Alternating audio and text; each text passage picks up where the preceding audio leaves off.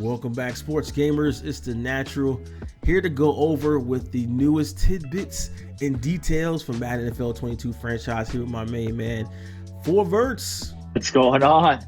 It's been a while, man. It has, but we've waited a long time for this, and we are ready to get into the holy grail of franchise right here. Yeah, so a lot of new things this year, starting with the franchise staff, which we've been asking for a while. What are your thoughts on that? So they got the franchise staff in this year. Obviously, the big concern in the community came when they talked about these staff points being part of a pre-purchase package that you could get. And so the first thing to point out there is you cannot buy those in game. They're not going to be a real life currency microtransaction for franchise. So you can put that aside. Also worth noting, you can turn those off. So I just wanted to cover that real quick because I don't know about you, but that's a pretty big deal, I think, to most people. Yeah, for sure. So you could just go back kind of how it was before with just a coach and not have a whole staff behind it.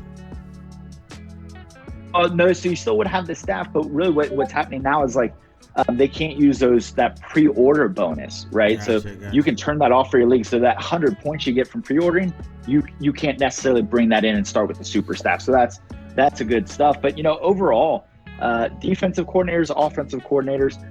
One point that Swami did point out: you can have defensive, offensive coordinators, but they're not going to be real life. I know a lot of people are disappointed about that. They're not real life.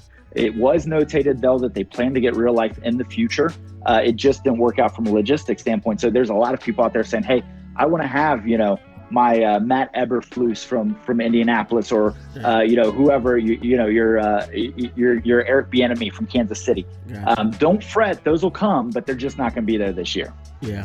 I think the most important thing is that they kind of get the same style. And I hope that goes. I'm assuming that goes on with the playbook itself. So even though you won't have the actual Eric Bieniemy, but you'll have the same style of offense that he runs.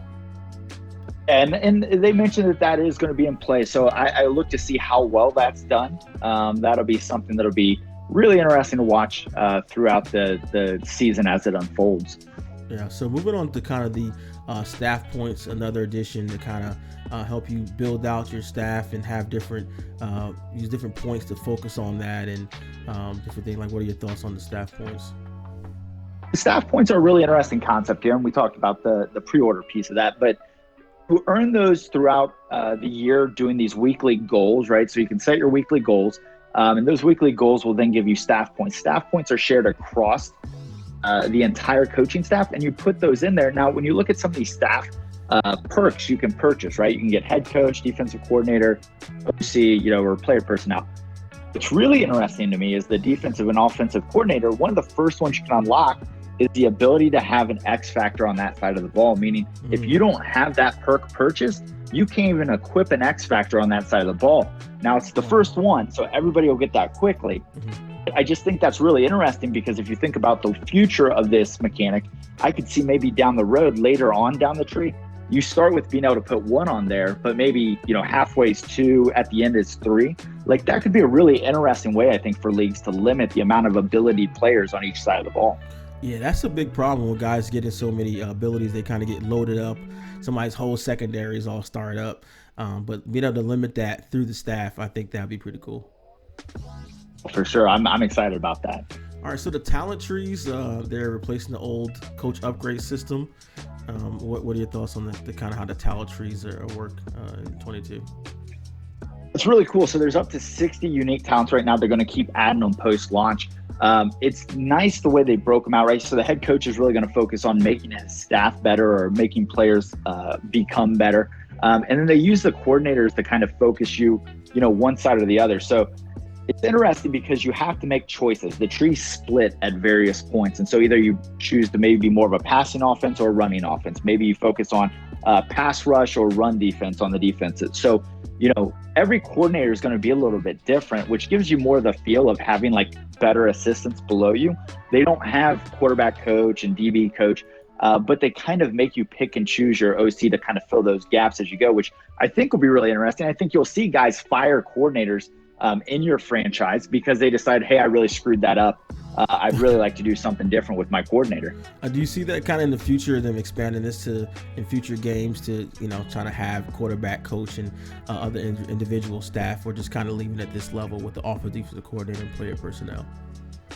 I think they're going to stay at the coordinator level, at least for the near future. And the reason being is, I heard Swami talk the other day, and he had an interesting point, right? So your coordinator is really going to influence what those guys are doing below them. So, setting it at the coordinator level is a good way to do it, because what else do you judge? Like, what else value does the coordinator bring, right? Because in real life, you fire an offensive coordinator because your offense stinks. But in Madden, if your offense stinks, it's you, the user, that's making your offense stink. So, it's you need to kind of look at the positional stuff underneath the coordinator to give the coordinator any value, because you have so much control over what it is your coordinators actually do.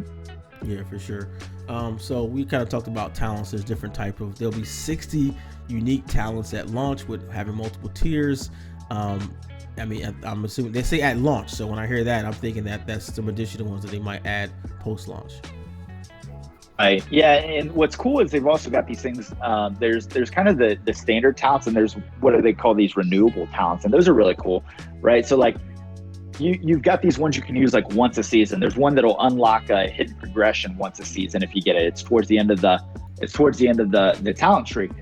There's another one that you can you fully scout a player. Like there's all sorts of really cool ones that like you use once and then you'll have to buy back again next year. And I think that's a cool way to keep these coaches or the player personnel person. It's a cool way to keep them from getting maxed out, right? Like there's always something you keep working for. So I'll be interested to see if they choose to add more renewable type talents throughout the year versus these fixed ones that you buy once and then you just have them.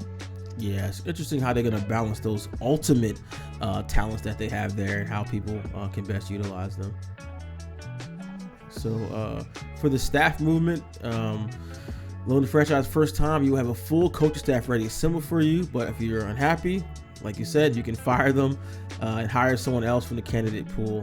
Interesting to see how that pool is going to be assorted, or what kind of abilities those pre-packaged coordinators will have that are already in that pool. And this is like our first, everybody talks about the coaching carousel, right? From NCAA 14. That's what everybody's shooting for. And so we're going to get our first taste of that this year. One thing that's important to note is the staff moves week right after the Super Bowl. It's the only time throughout the year where like a head coach that gets fired from another team can then be hired on as one of your offensive coordinators. Throughout the season, you can't do that. You're only going to have the option to hire, other free agent offensive coordinators or defensive coordinators. But during that staff's moves week, you can go get former head coaches to be a coordinator. Now, the other thing, Swami mentioned CPUs can still your coordinator to fill their head coaching vacancies. Haven't heard yet if that still applies for user versus user, that you could go take a coordinator to fill your head coaching vacancy. Obviously, that would have to be on owner mode, because if you're playing coach mode, you are the head coach. So that'd be a little tough to replace yourself. Yeah, it's going to be interesting. I know like with some CFMs and many CFMs, when you first join, you create your coach, and then the previous real coach would, be fired or replaced. So I wonder how that's going to affect it with Madden 22 if they have leagues that are coming in and want guys to create their coach to start out. Like, are they going to have a ton of like 32 top level coaches just sitting in that pool for the off season? It's going to be really interesting to see how that works. And I think balancing that for 32-man franchises is going to be something they're going to have to look at post-launch most likely. Yeah, for sure. So moving on to scouting. Scouting is not going to be available at the start. It's going to come in September in a live service update. So what do you think about scouting so far, though? I mean, that's something that people have been kind of clamoring for a while, even going back in some of the recruiting, but scouting in Madden 22 now. So from what I have heard and what I've been told is scouting is the biggest single feature upgrade to Madden that we've seen in quite some time, right? For franchise, I should say. This will rock the foundation of how people play, assuming it all works correctly. You got to caveat that in there, right? Little asterisks on all Madden features come with an asterisk. This is how it's supposed to work, guys. Like, they'll come back later saying, you were pumping up this video. You said this is how it's supposed to work if it's working properly. Right. So you're talking about complete overhaul of the scouting system, just at the scouting system level, right? So you think about like pick, currently you unlock 3 attributes and now you've unlocked your guy and he's fully scouted, right? Not going to work that way in the future. You're going to have these regional scouts, national scouts, assign them different places with different efficiencies to scout certain positions, certain attributes. You're going to be able to do private workouts. So you can pick guys to come in and do a private workout to unlock them a little bit further. The game's going to generate mock drafts based on your current position and projections. You're talking about a huge amount of immersive content for people to really dig into. And like I said, when you think about core systems that have to be rebuilt inside a franchise, obviously the scouting system was a massive one. Contracts and free agency is another. We got scouting this year. I hope for contracts, free agency in the future. But this scouting thing is not something to sneeze about. I think come September, people are going to be very happy with what they see here. Yeah, it looks really cool. I definitely look forward to that. It's going to be interesting what they will launch with, being that it won't be until September. Is this going to be like the old system or how? I'm curious what's in there. I honestly haven't gone through fully franchise. Like, what's in there now as far as scouting? Is currently the old system, and that my understanding is that is what will launch is the current system we had in 21. Moving on to the weekly strategy, that's one thing people were, and all of us are kind of get bored in franchise because just not much to do. But the weekly strategy is kind of their answer to that. Yeah, I think everybody was kind of over the whole drill thing, right? Like, first off, you only had 2 drills that you were doing every week, and most people picked the same 2. Like, there was like certain ones that there were certain position groups you really wanted to focus on. So you did it one time and then you just simmed them the rest of the time in your franchise for, the full like real life year you played it. It was a waste of everybody's time. So these weekly strategy pieces are really interesting because it lets you kind of shape what you want to do heading into those games. And so you get the bonuses in games. But this also coincided with being able to change that strategy mid-game. So you get the bonus going into the game, but second half, if you need to change it to something else, you can do that. And so that's really the cool thing about this is that ability to adjust on the fly and do those things. Now, I will say, I'm pretty sure that adjust on the fly and things like that dynamic gameplay is just for next gen, but it is worth noting that, it is a really cool feature and I'm excited for it. Yeah, there's a couple of these. I don't have the exact checklist, but there was a couple of these that things are only available on next gen and not on last gen and PC as well. Yeah, and that's unfortunate for those guys, but at some point you have to draw the line in the sand, and just make those moves, and that's how you do it, right? Yep, time to get those consoles. I know it's tough out there, guys still trying to get a PS5 and Xbox Series X, but hey, man, gotta watch those drops, get those consoles. About time. And so one other thing I do want to note in there, right? Like, and sorry to cut you off, but this is such a cool thing. The defensive, offensive game plan screens. Specific play calling tendencies of your upcoming opponent. Now, they've had that in Madden, right? But they never actually worked right. I'm not sure people actually knew this, but it was really like a sampling of just what happened on certain downs. So you would see like, oh, this guy does this on first, or this guy does this 90% of the time, and then somebody in your league would be like, oh, this guy's horrible. He does this 90% of the time. Kick him out. Yeah. Well, it wasn't actually right. Those stats weren't right. Supposedly, they're right this year. So like 1st and 10, 2nd and long, all these different situations, they'll tell you how your opponent calls plays. So for a lot of leagues that want to monitor how people are play calling, this will be a good way to do that. But also as you scout your next opponent, this will actually be valuable information for you to base your game planning around. Yeah, that's pretty cool. Definitely that scouting is a big portion of some of the leagues that I was in. Guys take scouting pretty seriously, so this will be a big help with that, especially before we would kind of take screenshots of those, even though they were incorrect. We would take screenshots with those along with our own personal scouting and personal clips, because all games have to be streamed, so we would take kind of clips of someone doing whatever their favorite play on this down, distance, and all that. So just to see that take it to a whole nother level, and guys will be able to utilize that to make their opponent's time a little more difficult when they match up. All right. And so the other part of that weekly strategy that is probably the biggest change, right, is the way that we do practice now, and that's huge, right? So this continuous fatigue function that you can disable in your league if you want. But this continuous fatigue function plays a big role in this. So you're going to hold a practice every week. It's either going to be a full pad or half pad, or or I should say, and you can choose who gets all the reps. So you can say your starters, you can split them between starters and backups, you can say all backups. Now, while that's important, is that fatigue level as it drops, it finally added injuries to practice, which is amazing, right? Some people will hate it, but it's amazing. Now, one thing to note here before anybody jumps, I actually had somebody on Twitter threaten me because I said I've been pushing for this for years, and he threatened me that if his guy goes down, he was going to come and find me.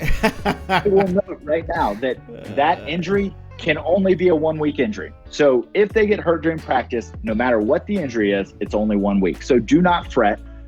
It's only a 1 week injury. Your commissioner can turn practice injuries off if you guys don't want to have them. But it's just a cool way to manage fatigue, right? So the fatigue from practice will carry into the game. If you practice too hard throughout the year, your guys will start games fatigued, which will lead to them not performing up to their attributes, right? So if you start a game with a guy with lower fatigue and he has 92 speed, guess what? He's not going to run at 92 speed. Those are kind of the cool things where you got to manage your team throughout the year that I think a lot of people have asked for in terms of like immersiveness, giving you like more things to think about throughout the year. Listen, I'm an old school, hard-nosed coach. We go hard, full pad practice every single week. I'm an old school disciplinary, type coach here. So, hey, if you want to run around in some shorts and shoulder pads, then you do not want to play for my team. But no, that's I think that's really cool that they're doing that and making that. It's strategy. It's all strategy, right? So it's not just strategy within the game; it's strategy within the week as well. Now, how you manage your team. Exactly. So the season engine tool, they have different narrative storylines. They're going to have now 30 brand new scenarios, and they're going to be adding some more along the at the year and live service update. So I think that's awesome. But of course, they're not going to have any cool ones like player gets caught with weed in his car and suspended for 2 weeks. So I'm sure they're going to keep them nice and clean, but hopefully they'll be interesting though, right? So I had an interesting one during the beta. I had Khalil Mack, and my team was like, I just simmed all my games, so I was like 1-6. And Khalil Mack came to me in week 6 and said he was considering retirement. He was considering retirement. He was going to pull Avante Davis, considering retirement mid-year, and you had a choice to either try to keep him or let him leave. And so randomly, I just said, of course, you said try to keep him, right? No, I said let him leave. Oh, man. I didn't know that he was actually going to leave. I didn't realize he was actually going to leave. He retired. He straight up retired week 6 of my season. I was like, oh, that wasn't good. But I ended up getting coaching points for it, which is great. I don't know what would have happened if I tried to keep him, if it would have cost coaching points or what would have happened with that narrative. But to your point about cool narratives, I think there are some really cool ones in there. And they play a big role in it, right? Like even if you go to that next section here on modular cinematics, like the way they introduced the scenarios to you this year, doing like some of these scenes almost from like Face of the Franchise where you do like game day press conferences or you meet a guy in a locker room or you sit across from the GM in his office. Like those are really cool ways to introduce the scenarios to make you like really want to get involved in this stuff. Yeah, that's pretty cool. But if someone said they're gonna leave, you trust that they are and try to stop them, because that's how I lost my first wife. Oh, shoot! If he says he's gonna leave now, I'm gonna try to stop him. No, I'm just joking. All right, so the press conferences, they kind of had that in the Face of the Franchise, but it was really crappy. I hope that they improve this. I'm not sure how much you played Face of the Franchise last for Madden 21, but they're kind of pulling that from there. But hopefully they make it a little more interesting than those were. Yeah, I'm sure they will. Like I did a couple of like when I would send through the games, but I'd do all the scenarios, and there's some cool stuff in there, right? Like they ask you how you feel about the team right now. Are you winning? Are you losing? Whose fault is it for the loss? And each of those decisions have unique outcomes in terms of like if you blame the quarterback, his confidence drops. He may lose some statistics for a couple weeks. Like everything actually has a real impact. I feel like last year there were scenarios where you'd answer them and it was like they were just there to give you something to do. They didn't actually impact things, but you can kind of see the narrative forming. For instance, again, when I sent through that season, I kept getting told like the press conferences were asking me about my job security, and that forewarned the GM eventually calling me into his office, and that foreshadowed me eventually getting fired mid-season. So wow. It was kind of interesting. Yeah. In year one? Yeah, I think I got fired at the end of year one. Oh my god! It's like 2-13 when I got fired. So well, I'm sure for online CFM they probably can have that probably could turn off coach firing still. I turned coach firing off. Yeah, I actually had it off. It's a bug. I had it off and I still got fired. Oh my gosh. Please submit all bugs to. I did. I submitted that one. Coach firing doesn't work. I have proof. I left Khalil Mack walk and I got fired in year one. That's a great start to Well, maybe I should have been fired for that. Yeah. Yeah. You let Khalil Mack walk, you should be fired. Yeah. So speaking of that, the GM, you went to the GM's office. That they added that. That's a part of the game. But locker room, you got some locker room talk going on now. And that's really cool, right? So they talk about like this is where you're going to interact with your players, and you're going to tell them, hey, you did a great job, or we're really counting on you. And some of those decisions you even make in the locker room will have impacts as well. And I got a cool scenario there. It was like the QB1 scenario where basically my quarterback had struggled for a few weeks. I told him he had my faith, or I had faith in him, and he ended up pulling it out in one game. And so we had a really good moment there, and then I got a bunch of XP from it. So where these scenarios are taking place are going to move around, and they're going to actually fit what you're discussing, which makes it just feel a little bit more of a complete experience. Yeah, that's cool. It's like those dynamic actor goals when it kind of makes it more realistic and makes sense when you guys actually interact over those different things. And so to that dynamic actor goal thing, what's really interesting about that is you remember last year a lot of the things were like, don't allow the opposing team to get 200 yards rushing, and it was a breakout for like one person, but the whole team had to work here. Now it's all based on the player itself, so it's going to be like, the player needs to do this, like the player needs to do that. It gets away from these team focused things, which is really good. Yep. Also, they have some enhanced rewards and also temporary attribute boosts and nerfs. The temporary stuff, right? The enhanced stuff is good, right? They're going to give you bigger stuff. But what's interesting about this temporary piece is that 3, 5, 7 is the scale, and you can get these temporary boosts for a game, multiple games. The understanding is the smaller boosts will tend to last longer, but the boosts are great, but you can get the nerf, right? So if you miss a goal or you don't do something right, your team can play worse for a game or 2 or 3.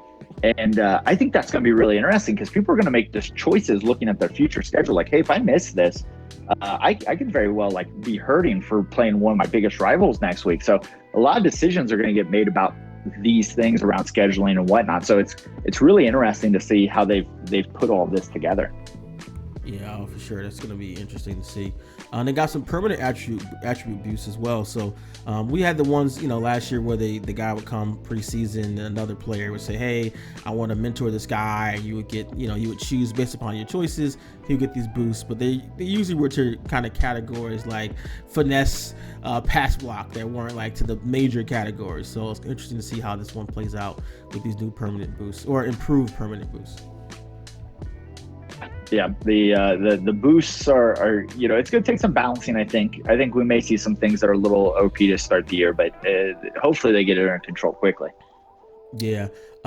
Speaking of OP, the Superstar X Factor activation. They've got some scenarios now that can actually make it so you start the next game with your superstar already in the zone. Great. And he may start the game or he may be activated for the entire game. So I'm sure there's going to be a lot of people that do not like that stuff. So maybe some house rules about having to fail those scenarios or something. I'm not sure. Yeah, I mean, I don't think the X Factors are that. Usually, most of them are not that OP, right? That it was not like you're going to win or lose a game. Yeah, hopefully. Well, starting a game with them, they may be, though. Like, that's the interesting thing is just looking at, okay, what are some of these things that usually you don't get to later in a game, but what if you start with it? Like, how's that change the way you approach a game? That's true. Interesting. So, all right, we got staff points and dev traits. And we talked about staff points. They just point out here that you can get more of them through scenarios, some bonus staff points. And I think I encountered a few of those where, like you said, the Khalil Mack one, right? Like making that decision got me more staff points. I lost Khalil Mack, right? No big deal. But I did get like 3 staff points, so that was fun. Wow. I know, right? I think it's pretty cool with the dev trait, how they're going to have the tiered breakout scenarios. So you can kind of link in together and, get that young receiver that you draft or whatever that comes in and kind of break him out as the season goes along from normal to star and how they kind of can chain together. The example that was used for this was Dwayne Eskridge up in Seattle. And this is something Swami talked about on the Making Madden podcast, is like, so you're going to get these scenarios where you take a guy who may just be like a random normal receiver or cornerback or whoever, right? And hit these scenario goals over multiple weeks, and they progressively get harder, and it lets you turn like that guy into the gem of the draft. Like you can become Terry McLaurin, a guy that nobody thought much of coming out. Yeah. And then you find your way into being a superstar by the end of that rookie year. Like that's kind of cool storylines. And again, when we talk about content creation for 32-man leagues, that's the kind of stuff that would make for really cool ongoing week-to-week storylines, like how that's progressing. And you talk about the emergence of these players. Yeah, that sounds great, but again, to the online CFM point, you don't want to be able to do that every year, right? Where somebody by year 4, they're gonna have all superstar young receivers because they just drafted them and breaking them out every single season, right? Yeah. All right. So Franchise Hub is new and updated.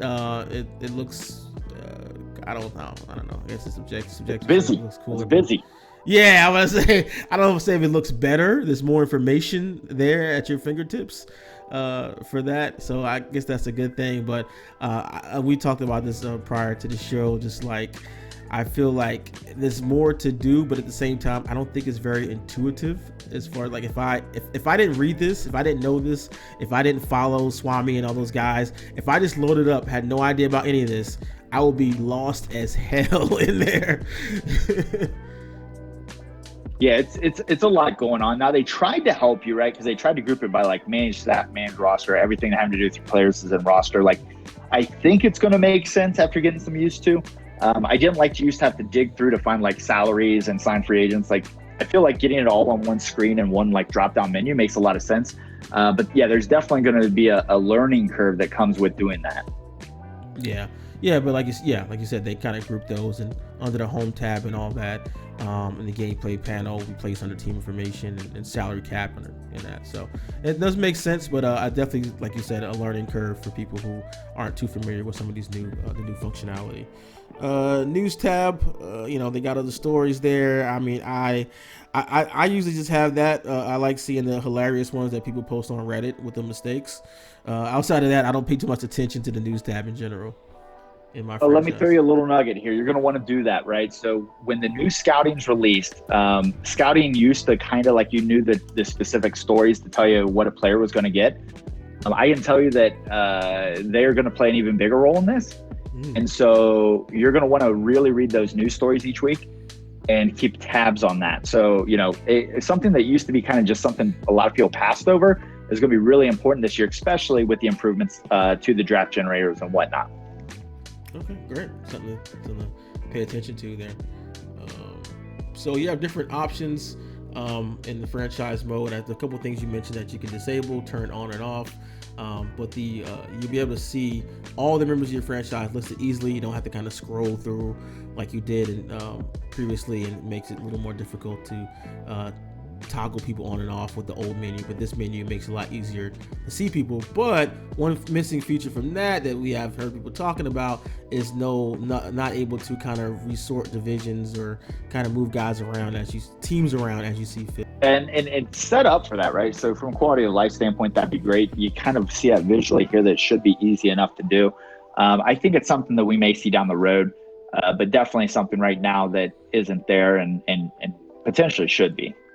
Yep. So on to draft logic, and as an online CFM player, these are more CPU type things, but I know it can be really great. The computer drafting in a more intelligent way, and then creating draft classes in a better, improved way. But again, playing online CFM, we have our own draft classes.